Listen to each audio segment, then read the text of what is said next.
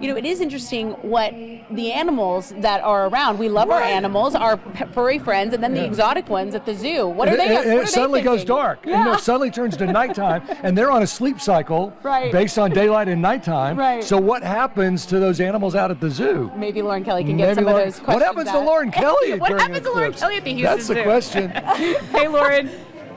You guys, anything that happens today that is not your fault, we're just going to go ahead and blame on the solar eclipse. We are here at the Houston Zoo today.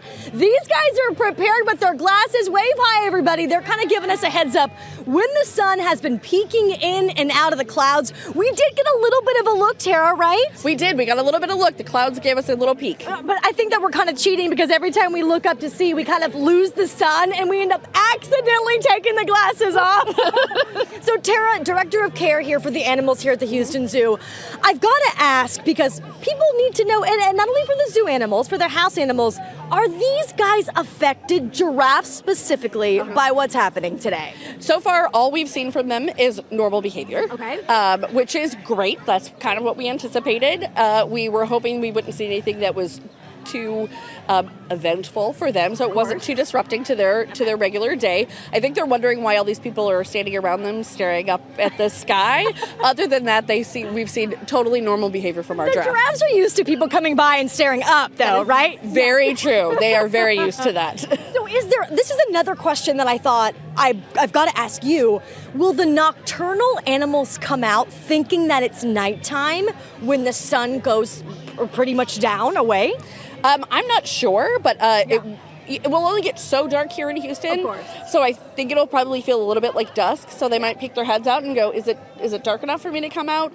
Maybe not. Maybe. So I don't know. We'll see. This will be fun. It's kind of like more of a confusion thing, right? They're kind of not sure why the light is going to go away for maybe an hour and a half to 2 hours and then come back out because it's not normal dinner time or things like that, right? Right. So I anticipate if it gets dark enough that some of our animals will start vocalizing, maybe thinking their keepers forgot to give them their last meal before bed. So you'll probably hear some of that. I can only imagine what our goat yard will sound like because it's a bunch of goats that are like, hey! Exactly. Forget the eclipse!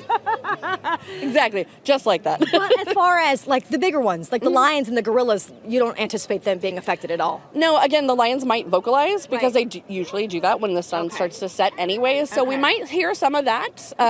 But I don't anticipate too much difference, but we'll see. We've never done this before. Well, we're hanging out. We've got the ostrich behind us and 4 of the giraffes. This is fascinating because they just I think they love the people watching around. Too.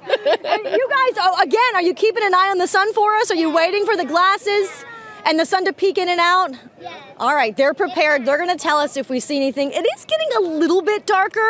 Sure. That could also be the rain cloud coverage. We're just going to kind of go with the flow, right? It's the eclipse. It's Happy Eclipse Day. All right, Frank and Tessa, we're going to toss it back to you guys for now, but we've got plenty more at the Houston Zoo.